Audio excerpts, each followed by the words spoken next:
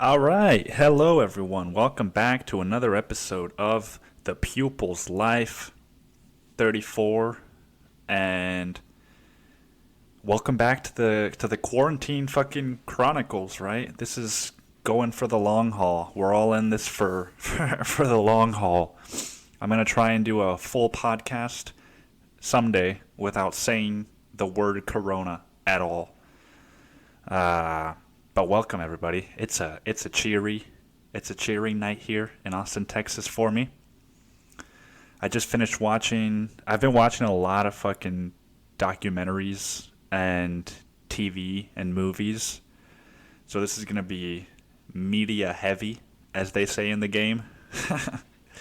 How is everyone doing? Are you still alive? Are you still employed?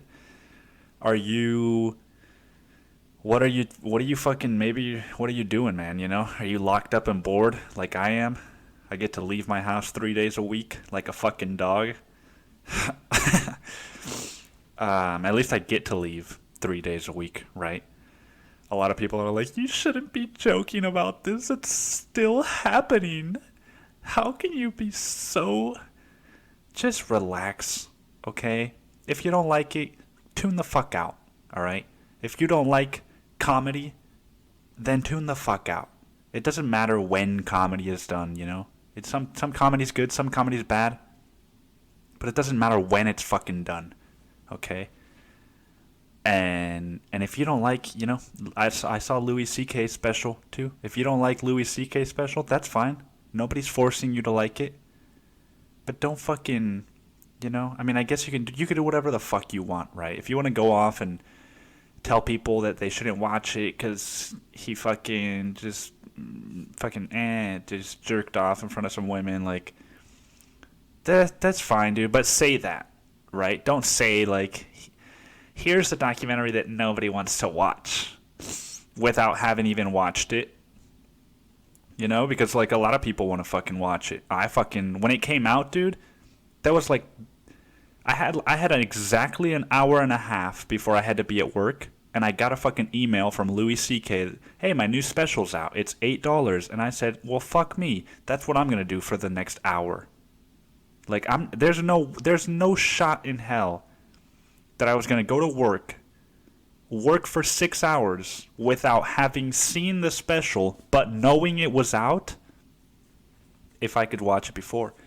And so that's what I did. And so a lot of people are just like me, and they can remove themselves from what fucking Louis did in his real life and just enjoy the comedy for what it is.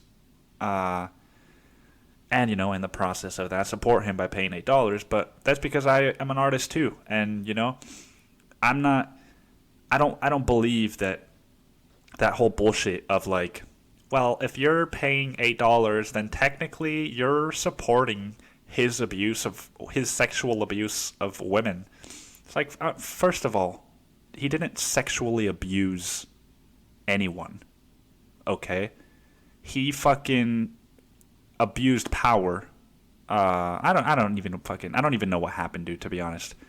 But I'm supporting him making more fucking comedy.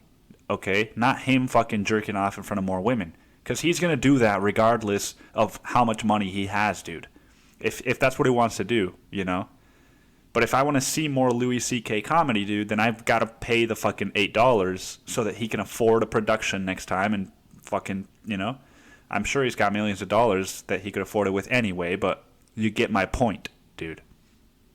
It's like if I did some crazy shit, right? If some crazy shit came out to light about me that was like morally wrong, and then I published a book, you know, I'd still expect you to pay fucking full dollar for that, you know? I'm gonna keep doing crazy shit regardless of whether you buy my book or not. But if you want another book, man, you better fucking pay top dollar for that shit. Who am I kidding? I'm gonna keep writing. And regardless of how much money I make off of that. But you know, it's nice to... I'm in that fucking part of my career as a writer where I don't really expect to make very much money. But if I compare myself to fucking 4 years ago, where I was in my career, I hadn't published a single book. And, well, 4 years ago, that was 2000. Yeah, no, I don't think I had published a single book.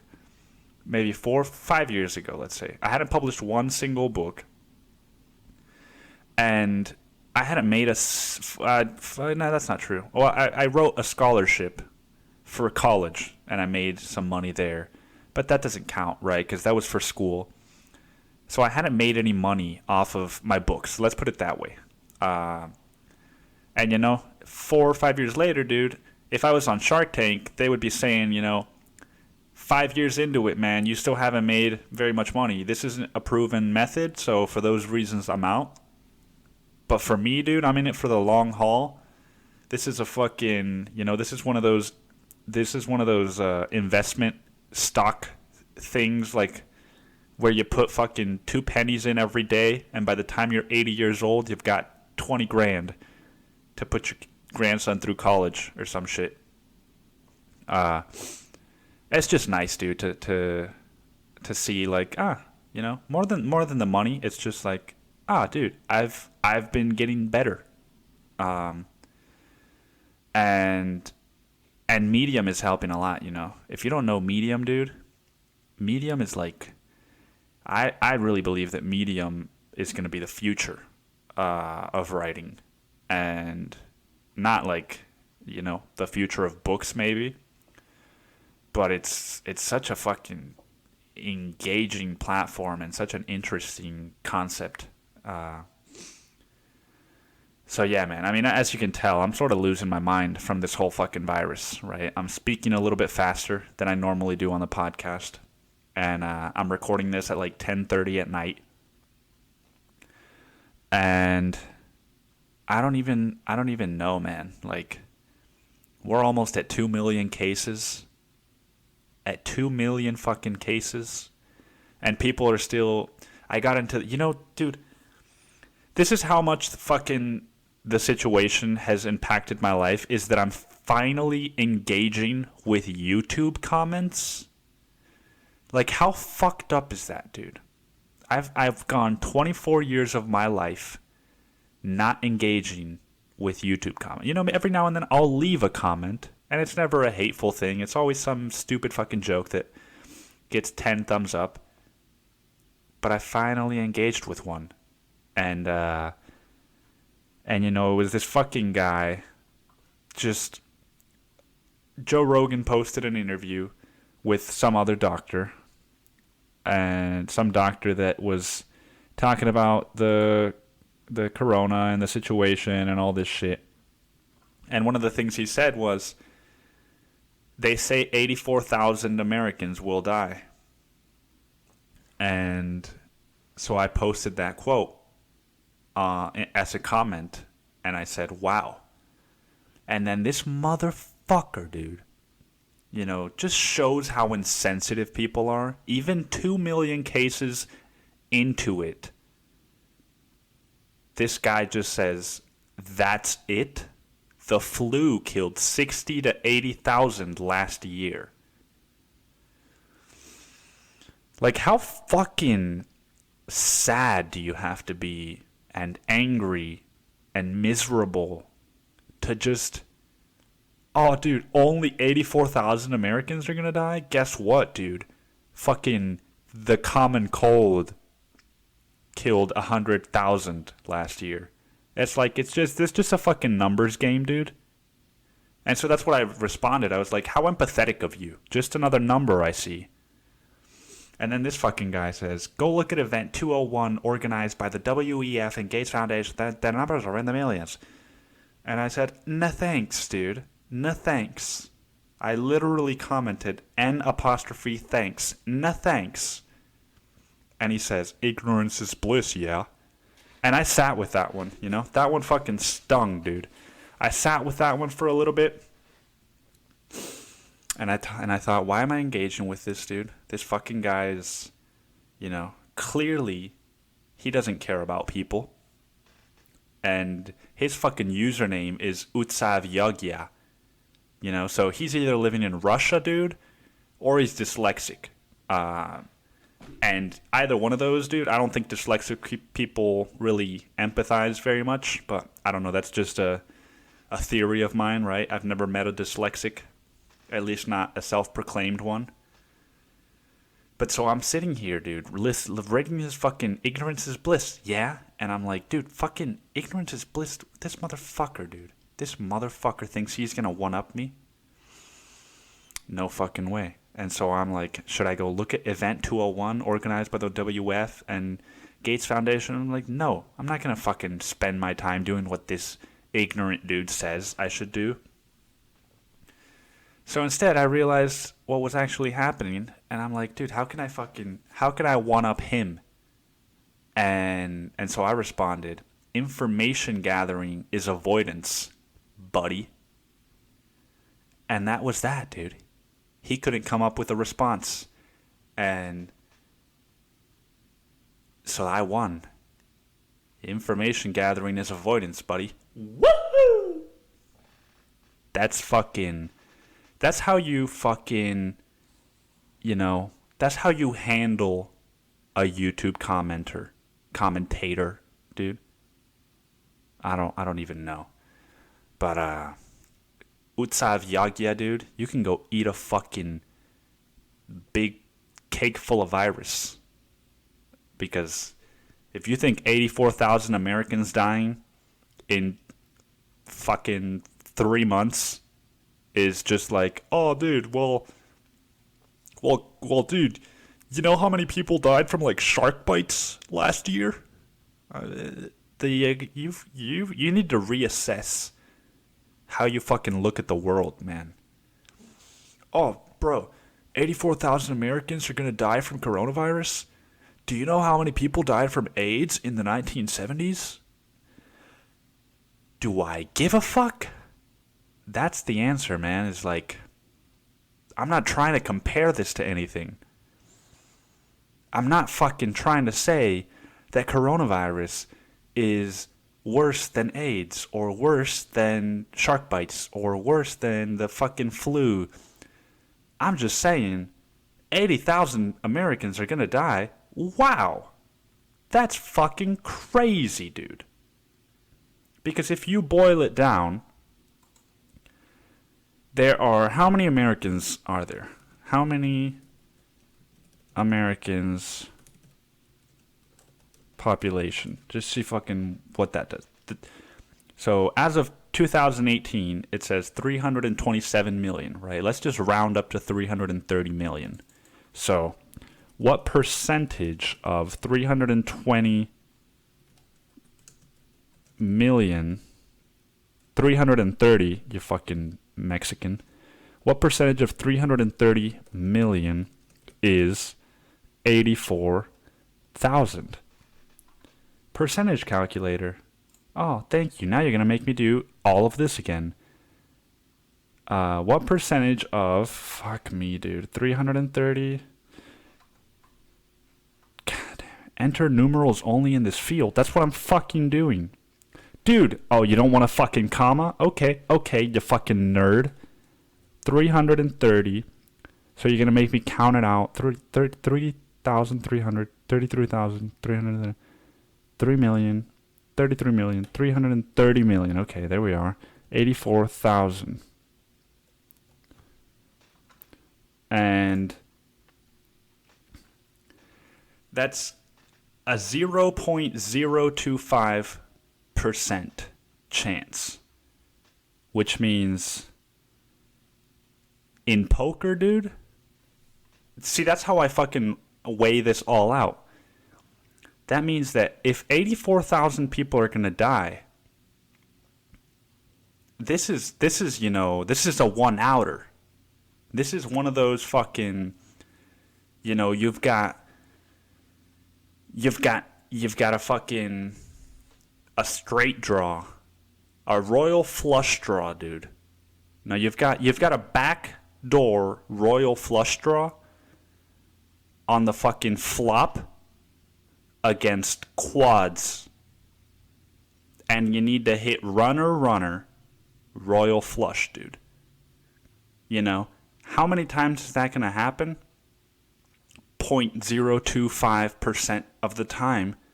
But I've seen that shit happen, dude. That shit has happened to me in online poker a number of times. You want to know, dude, you want to know something so fucked up that happened to me that's even more fucked up than that royal flush draw in online poker? Because online poker is so fucking rigged. I once had, what was it? I had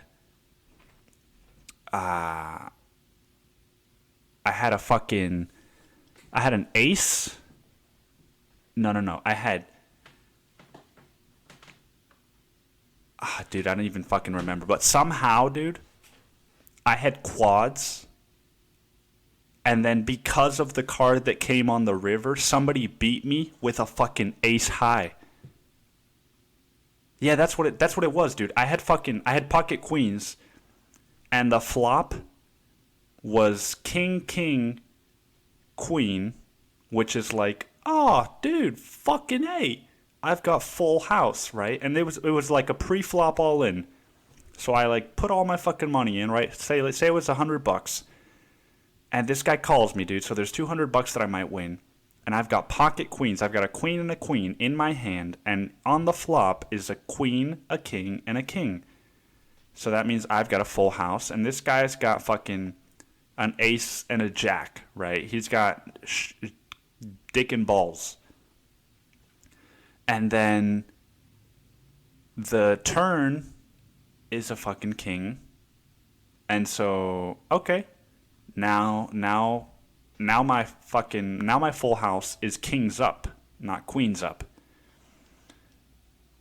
And there's one card in the fucking deck that can give this guy the winning hand. There's one fucking card, dude. There's 0.025% chance that this fucking American will beat me in this hand. And that card came on the river, and that card was a king, dude. So now there's a king, a king, a queen, a king, a king. That means there's quad kings on the board, and my queens in my hand are no longer useful, dude. And this guy's got an ace, so that's higher than my queen, so he beats a flopped full house, dude. And you tell me how the fuck that happens. It's because we're playing online. But the point of that is that a 0.025% chance of dying, dude, is something.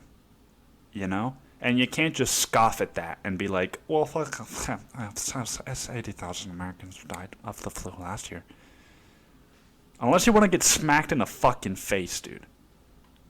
I hate people that are making this shit out to be like less than it is, right? I'm not trying to scare anyone. That's a whole different matter. Being insensitive and trying to fucking scare somebody, dude, are two completely different things, you know? And if you're trying to make somebody laugh, go for it, man. If you're insensitive, dude, that's fine. It's in the name of laughter. Your intention is to make somebody laugh. But if you're just saying, like, just shit insensitive for the sake of being insensitive, dude, like, and you don't comprehend that that's what you're doing, it's just 84,000 Americans. Yeah, that's like 40,000 families, if not more, dude. Like, I don't know how to do the numbers right, but that's 84,000 families.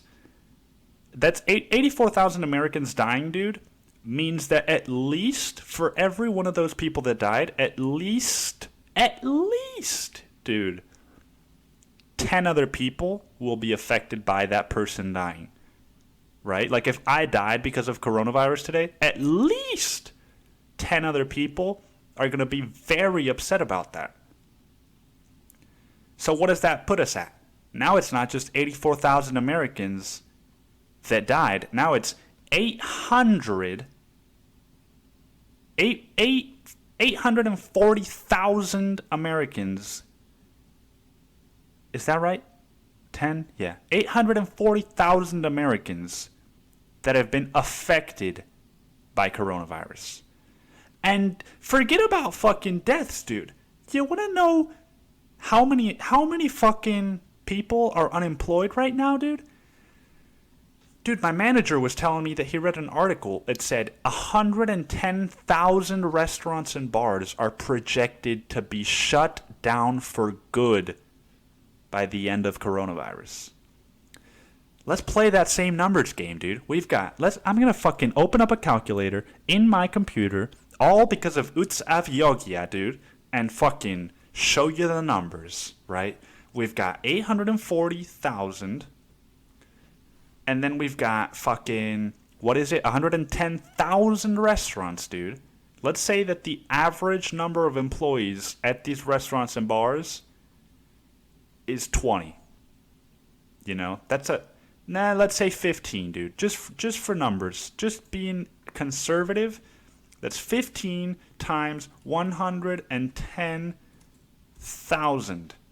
That's 1,650,000 people plus 840,000 people. That's 2.5 million Americans. And that's just in the restaurant industry, dude. Yesterday, 3 million people filed for unemployment. Whoa, dude. And you're just saying 80,000 people died from the flu last year, so what up? Big ups. Big whoop, right? Like fucking Stewie says, dude. Ah, man. I've been holding on to that comment, dude, for fucking a week. Just ready to fucking go all out on this guy. Because fuck him, dude. You know? Fuck him, dude. I hope he fucking gets coronavirus. No, I'm kidding, dude. Even to the people who are harming us, we should only hold love toward them. Some bullshit you read in a meditation book, right? It's only unconditional if there are no conditions. I don't know what the fuck I'm saying. I've been inside all day, dude. I haven't stepped foot outside today. I haven't set foot in 24 hours outside. But I had a fucking great day, man. You know, comparatively, I had a fucking like a 17-year-old, you know, circa 2013 summer vacation day, man. Except I wasn't on the beach. Like if I fucking prop up my windows, my bedroom windows, and pull up the curtains and just have that fresh air coming in and the fresh sunlight, dude, my room is a whole different ecosystem, you know? It smells different. It feels different. It looks different. And it fucking brings out a different person in me, too. You know? It's weird, man, because, like, it feels like before coronavirus, I was, like, so stressed out with, you know, oh, fucking, dude, I've got to go hang out with these friends and, you know, scratching my fucking head, dude, and like, oh, dude, I got to go on a date, man. Oh, what if this date doesn't go well, man? I got to go on another date, man, and I'm going to spend money on that date, man, and I don't have enough money, man. And what happens if I run out of money and then I don't have money to go on dates, man? You know, it was all just a bunch of horse shit, man. And now I'm not going on any dates. And I'm not hanging out with any of my friends. And I'm not doing shit except reading and writing. Woo! And it's fucking great, dude. It's fucking, you know. No, in all seriousness, I was talking to a fellow recovery meeting companion, brother, sister, whatever you want to call them. And, you know, they were asking me, oh, how are you doing? Right? Because I'm one of the youngest people at this meeting. And so a lot of people, I don't know, it's been like a narrative in my whole, it's been a fucking, a theme in my life that, and I'm starting to understand why, people worry about me. And when I was a couple years ago, I thought like, dude, it's only my parents. They worry too much and they're not letting me live my life. And then I sort of zoomed out and he was like, okay, that's happening and that's true and that's not good.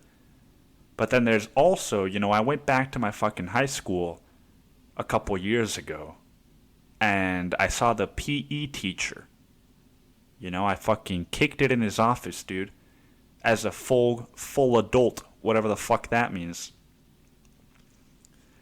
And he sat me down, dude. It was me, him, and the librarian, right?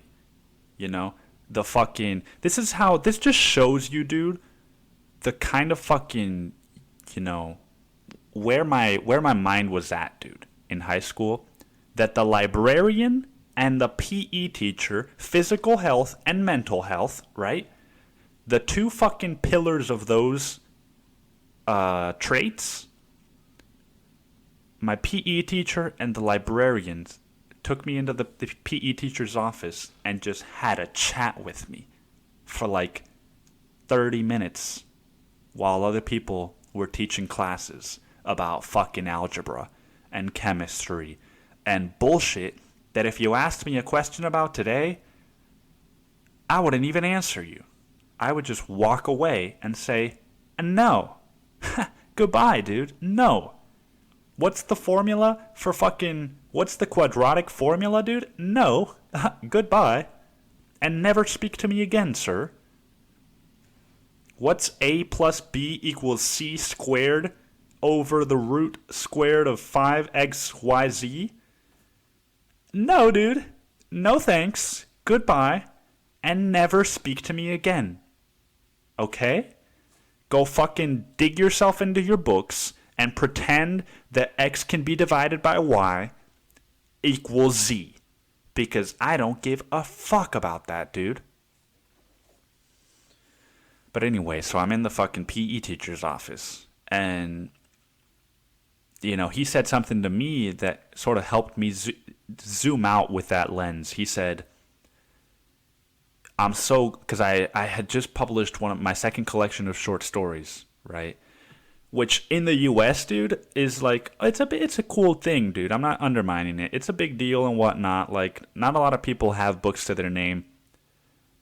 But in Mexico, dude, like, they must have thought that I was like fucking, Jack Kerouac or something. Like, that I was fucking like an established... He wasn't even an established... I don't know why I said Jack Kerouac.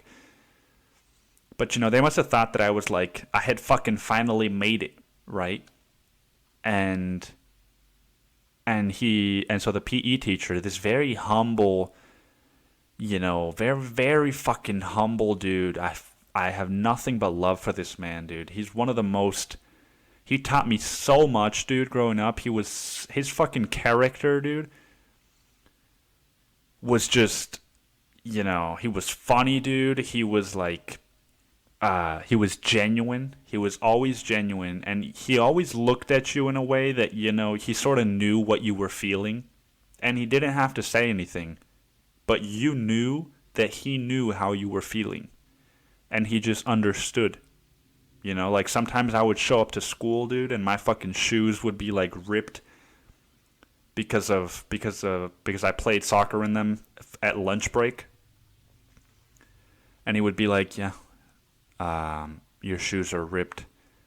And I would be like, I know, I'm sorry. I tried to get my dad to get me some new shoes, but he was busy working, and he would be like, don't worry about it. Just sit down. Just if you want to be goalie, I'll let you play barefoot today. And just don't say a word of it to the director, okay? To the principal. And he would say all of this, dude, with one look. That just made you understand. That just made you know, like, dude, I was so embarrassed that my shoes were broken, and that I wasn't gonna be able to play. I thought I was gonna get in trouble, and he just looked at me and told me, "You don't have to be embarrassed. It's okay. You can still participate. And hey, tomorrow is gonna be another great day." So this guy, we sit down. It's me and the fucking PE teacher and the librarian. It's me, the PE teacher, and the librarian. That should be a fucking book, dude. A book title. And he says, I'm so glad that you're doing well and that you have a job that you like and that you're writing and that you've published a book.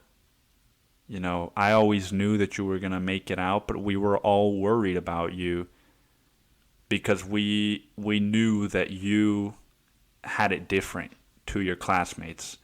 You didn't have your mother for fucking 7th grade through 12th grade. Your dad was always working. And, you had all these accidents. You had the car accident with your brother. Your sister was in an accident. There's so many accidents my whole life. And I got the fucking brunt of the accident with my brother, right? I was in the passenger seat without a fucking seatbelt. And I just fucking launched into the windshield, face first, and now I've got a fucking mouthful of teeth that don't work because of it. And so a lot of my childhood was going to the dentist's office into like heavy surgeries where, I might have been fucking, I don't know what the doctors dropped in my mouth, dude, because I was fucking heavily anesthetized, if you know what I mean. And, I remember one time fucking coming in and out of consciousness, dude. And my dentist was like flirting with his dental assistant. And they were both just kind of giggling with tools in my mouth. And they were both just kind of giggling, like making eyes at each other. Maybe even kissing a little bit, grazing tongues. And the spit of their tongue dripping into my mouth and forming a baby. But anyway, dude, my fucking PE teacher basically just said, like, it was hard for us as your teachers to watch you because we saw the pain that you were going through that you didn't have an outlet for, and we didn't know how to help you. And so we're really glad that you made it out. And all of this to say that, people have worried about me my whole life. First it was my parents. It's still my parents to this day, but it started with my parents. Then it was my friends. Then it was my teachers. Then it was my friends again. Then it was me, dude. Me worrying about am I okay? Should I be worried about myself, right? And it's like, I don't even remember how I got onto all of this, dude.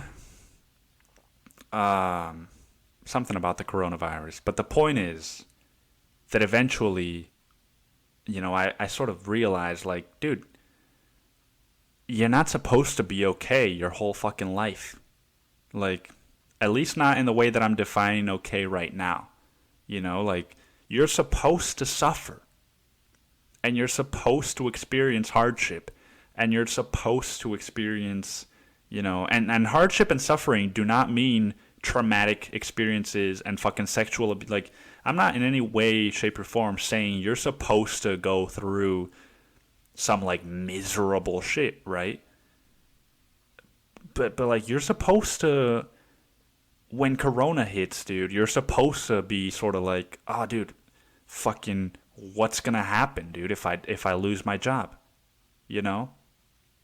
I'm supposed to be worrying about those things right now, instead of having one of my parents be like, well, don't worry, honey, because if something happens, we can always help you out and support you, right? It's like, well, then I'm going to just fucking, oh, dude, well, I don't have to worry because then my parents will fix it, right? And then you're teaching your kid, hey, if ever there is a time of hardship, don't worry, mom and daddy have it. And that's not, it's so fucking, I was talking to the dishwasher Alberto at my fucking work. And I shouldn't have said his name because now I'm going to have to go back and bleep it out. No, fucking, who cares, dude? Well, yeah, no, I do. Because, yeah. But I was talking to this guy. And even he was fucking telling me these things. He was realizing, I've done this to my kids. Because I always want to pay for them and I always want to protect them. But at the end of the day, I'm only doing them harm. And I know that they need to experience these hardships. And it's like, fuck yeah, dude. Good on you for realizing that. It's never too late, man. It's never too fucking late to realize how you're impacting people in your life. Whether they're your kids or not doesn't matter. You know, but if you've got, you know, if you're in a friend group, dude, and all of a sudden nobody's fucking talking to you, and it's a year later, and they're all still like, hey man, I mean, you're a fucking asshole, but if you get your shit together, you can come back in the friend group. It's like, it's never too late, man.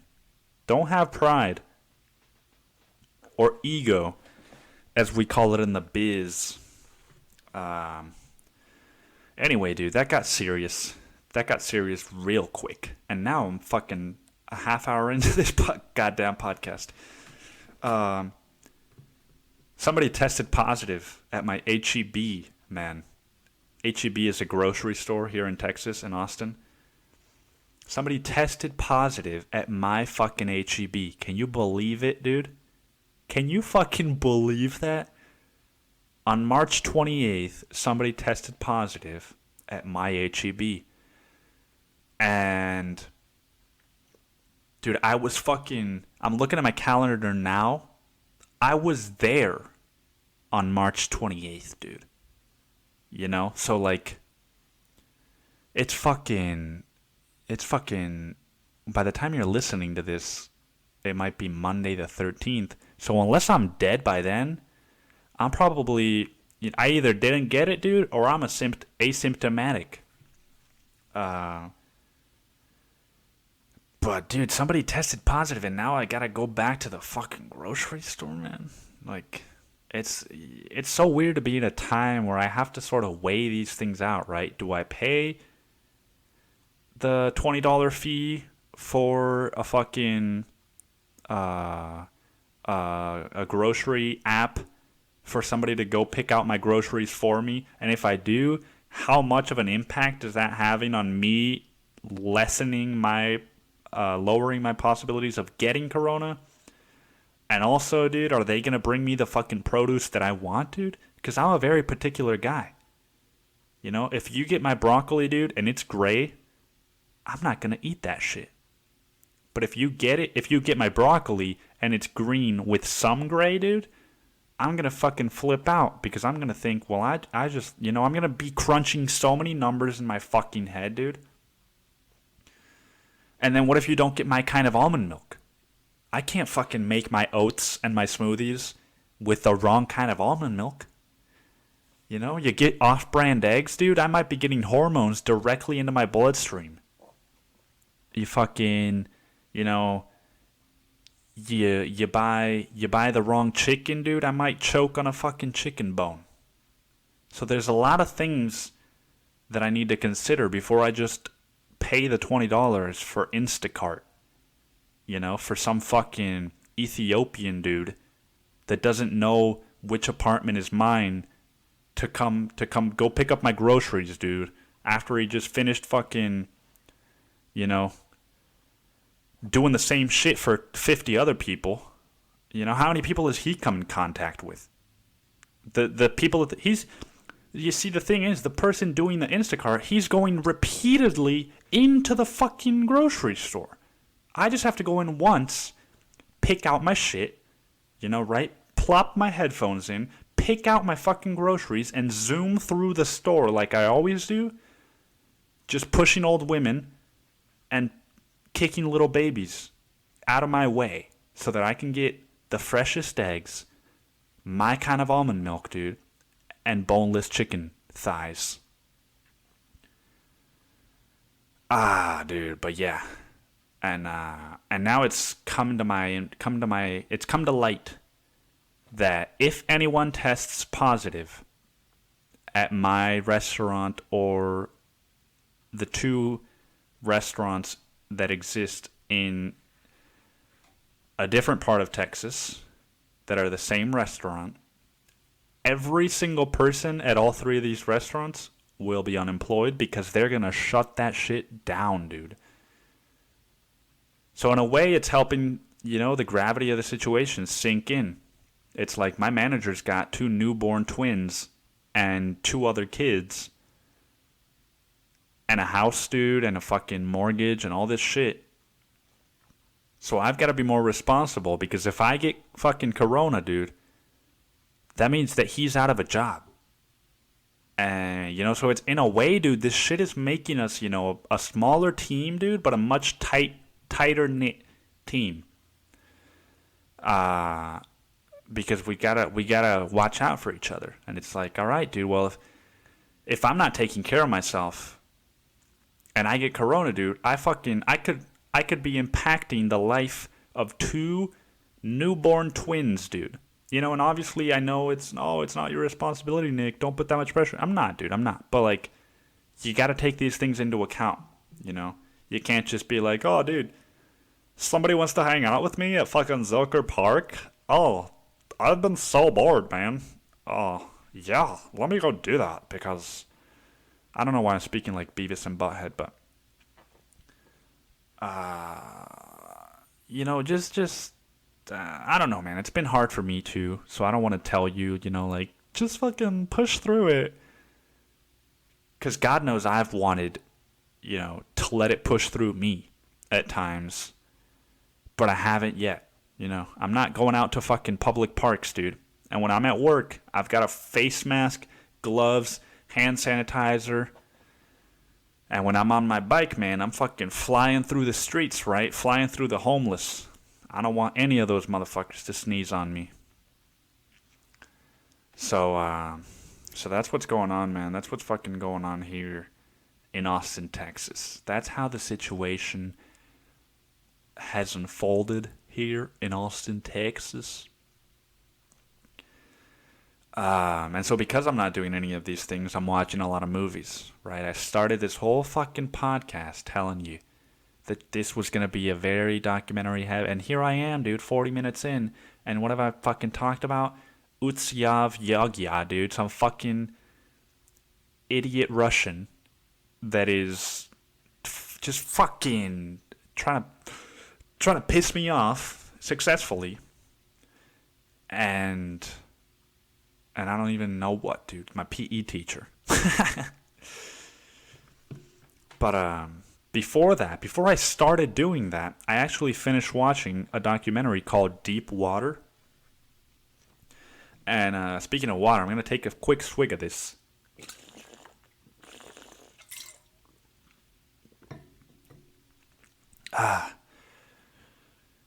All right, dude. I was watching I finished watching a documentary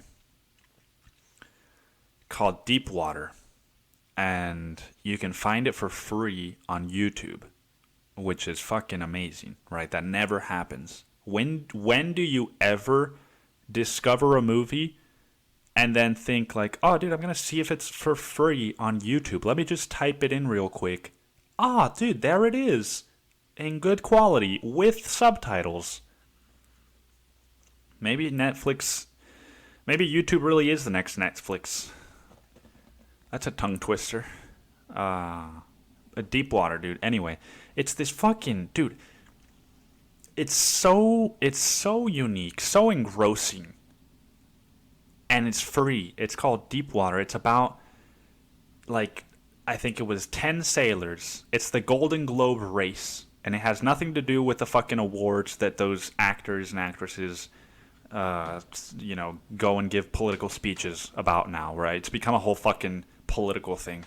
But anyway, the Golden Globe race is not an actual awards ceremony. It's the fucking a race that was started in like the 1960s, where you get a 5,000 pound cash prize if you go around the fucking world on a sailboat without ever docking.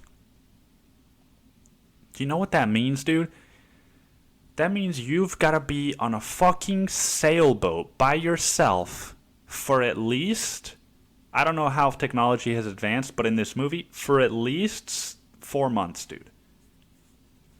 And people here are like, I can't be in my fucking bedroom with all this internet and I got a bathroom and a shower and food and I've got fucking all the internet I can get. But I can't do it, man, because I can't go for a walk. I can't go for a walk to my favorite park, man. I can't go drink a beer at my favorite bar, man. How am I gonna make it? And meanwhile, these fucking guys, they're fucking bucketing water. Hey, what's it called, dude? I just fucking watched them. They got buckets of water to fucking throw water out of the main cabins, and then they're fixing the holes in their sails as they're going through the middle of the fucking ocean, dude. Alone. And so 10 sailors, they've got to go around. They show you the whole route. They go south from England. They go south toward Australia. And then they fucking go through, they go through like Cape Horn. And just all this, and they're like, and then the fucking winds, And then they reach the fucking, dude, the talking heads in this. It's so funny, man. I had a hard time because it's funny, but it's also like, it's sad and it's very real. But anytime that there's British, like, BBC fucking 70-year-old men that are recounting their past from, like, the early 70s, late 60s, right? They're like, oh, well, the thing is that they left Teignmouth, right? They leave from the ports of Teignmouth, and they're heading south in their sailboats, and once they reach Cape Horn, well, that's when it gets real tough, eh? The winds in Cape Horn, they reach 40-knot winds, and then you're all alone out there, right? You stop pondering, what is the point of my existence, right? It's no longer just a physical challenge. Now, it's a mental one, too. And then fucking Tilda Swinton comes in, and she's like, and when the sailors left the dock, their families were saddened at the fate that was unknown for the next 7 months, as their fathers and husbands and friends sailed around the world and the globe.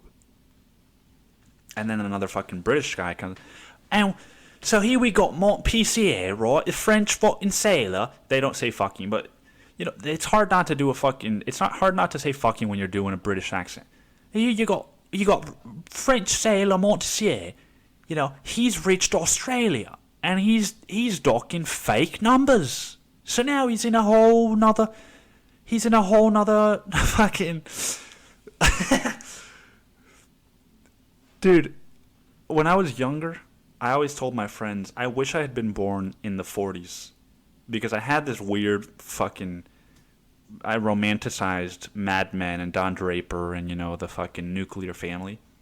Now that I'm 24, dude, I wish I was like a British dude that was born in, like, 1951, dude. So that, like, in senior year of high school, dude, I was going to, like, Beatles concerts and just, like, oi, lads, we're going to go see the Beats tonight. Right? Just calling the Beats. We're going to go see the Beats tonight. And just, smoking weed, dude, and fucking... That's how the documentary starts. It's just a bunch of sailboats, dude, and a British dude, a commentator. It was late 1967 when the Golden Globe race first began. Hundreds of boats were out on dock, following all the sailors out.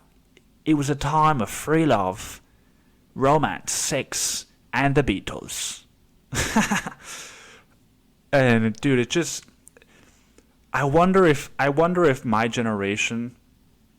when they make documentaries about people from my generation, if we're going to be able to describe it as romantically as people describe their childhoods. If like 20 or 30 or 40 years from now, somebody made a documentary about one of my friends, let's say, living in Mexico City. Yeah. And then they brought me on and they're like, so you visited him in 2019, August of 2019. What was your experience like with him? And And I was just like, well, I can't do a fucking British accent. I want to so bad. Well, fuck it, I'll just do it. Well, in Mexico City, in 2019, late August, the talk about town was the cartel and heavy drugs, right? All of my friends were doing heavy drugs and into film and the films business. So the arts were a heavy topic of discussion, right? Politics were heavy. People were fighting all the time. Nobody was happy. Everybody was poor. And it was a great fucking time.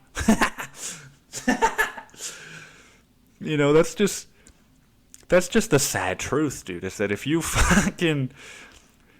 grew up in Mexico, dude, 50 years from now, what are you gonna have to romanticize, right? The nightclubs, dude. Your girlfriend got roofied at.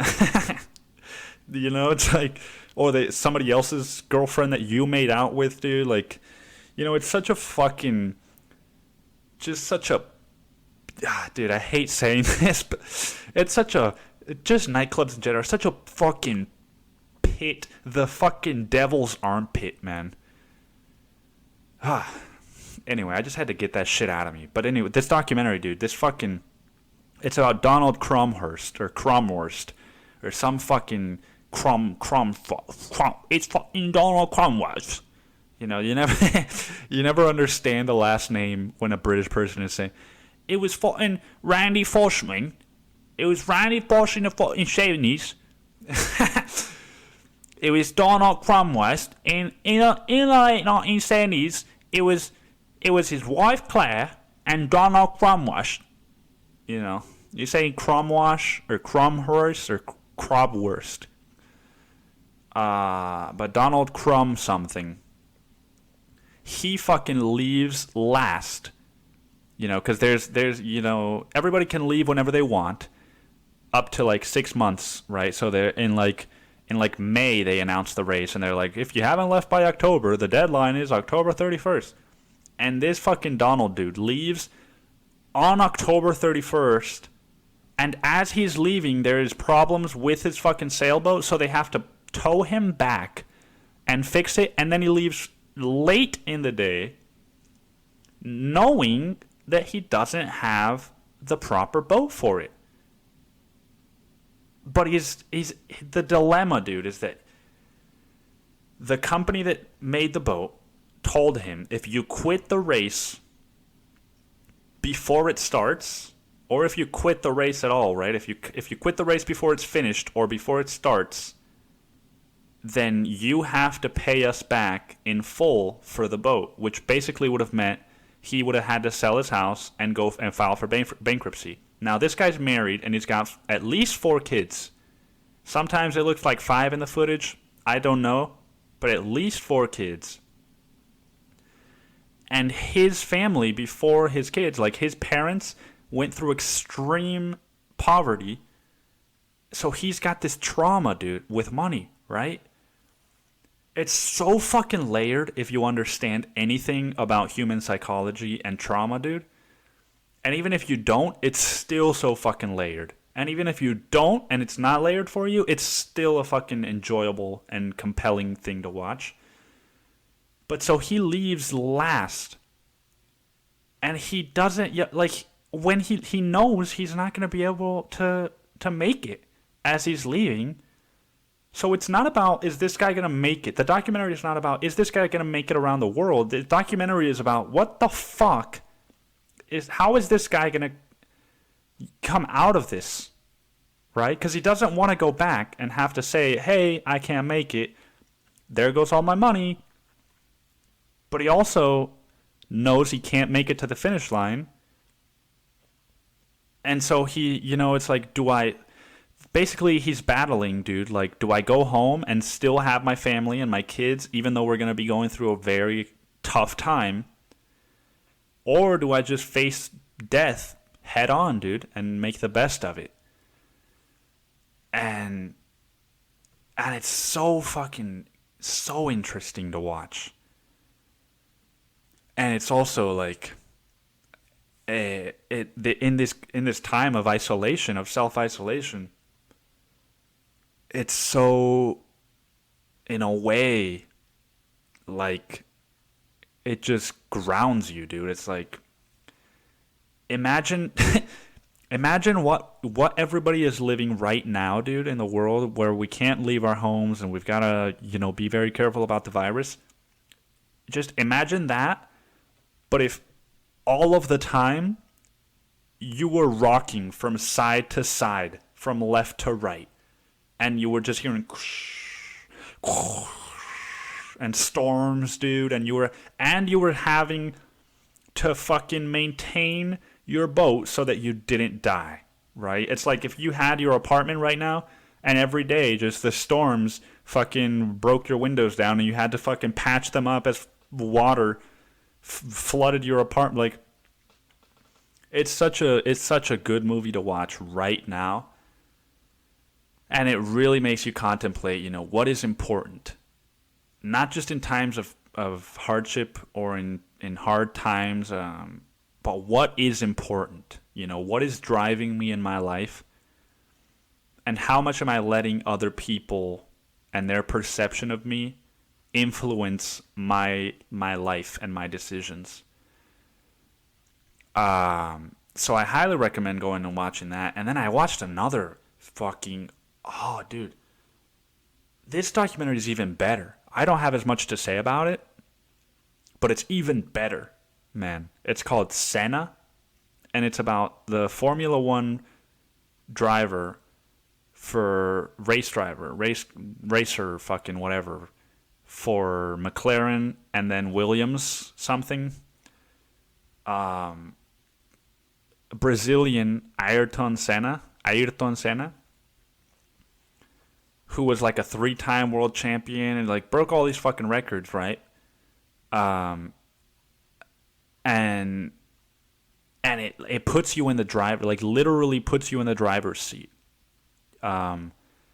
Because I guess they all had little helmet cams or like some cameras in the back of the car or something, to where, in one of the most climactic scenes in the movie, you're watching actual footage from Senna's point of view as he's racing 300 kilometers an hour in the rain, and somehow just fucking, it's so surreal to watch.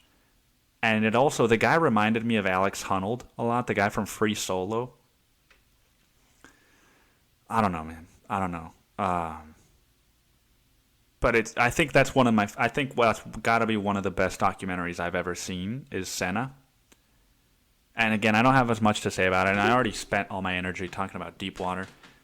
But Senna's on Netflix, dude. Deepwater's on YouTube. They're both fucking free. So,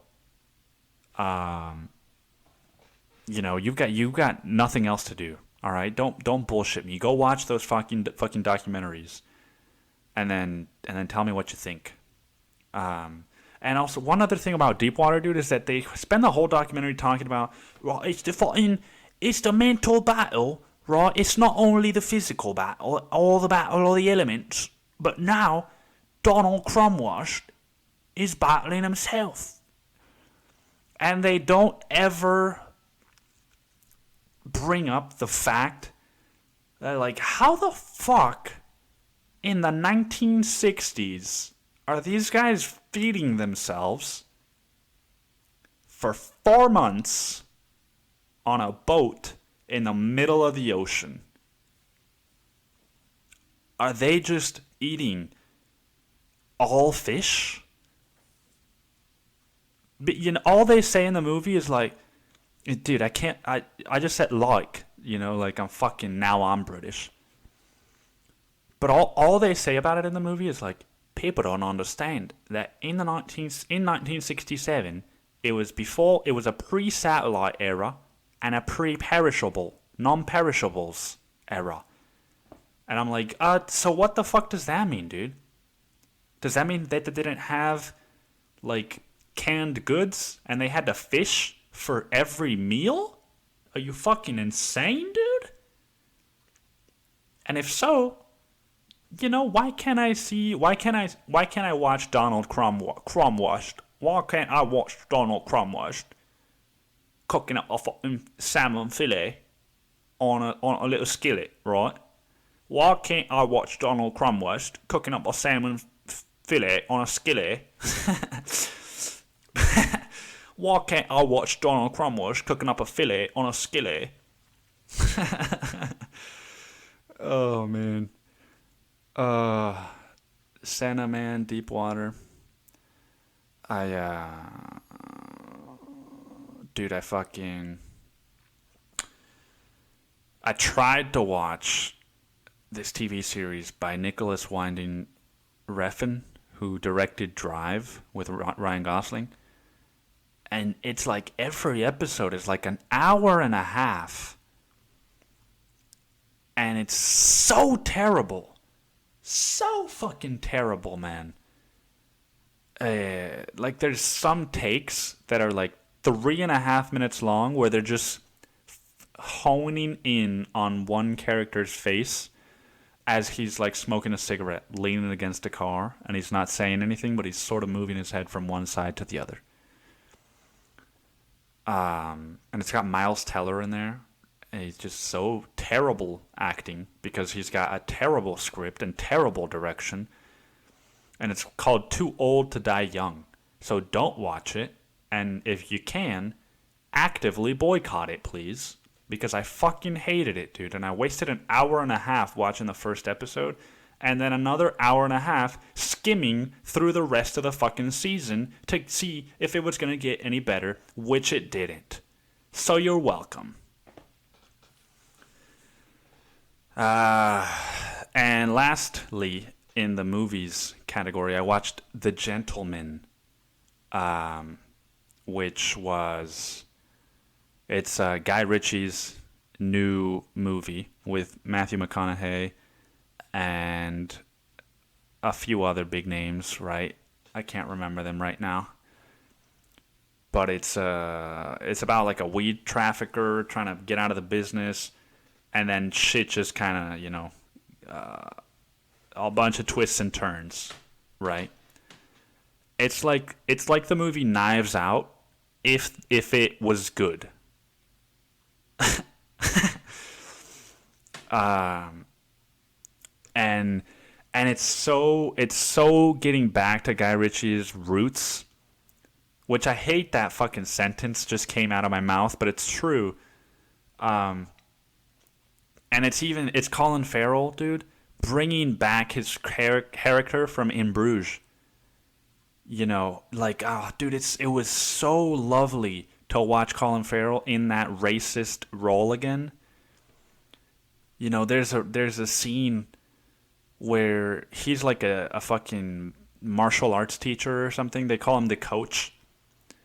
And he's got a bunch of little British dudes, disciples or whatever. And one of them comes up and he's like, "Oi, coach, this man just called me a black cunt." A black cunt. And Colin Farrell's character is like, he's like, again, I'm fucking turning into a Brit here. And he's like, well, he's not technically wrong, mate, because you are fucking black and you are a fucking cunt, and he's not trying to say that because you're black you're a cunt, and he's not trying to say that you're a cunt because you're black, so you can't fault him really for calling you a black cunt. And it's just fucking, like, some of the fucking dialogue, dude, it's so on point and so perfect for Colin Farrell.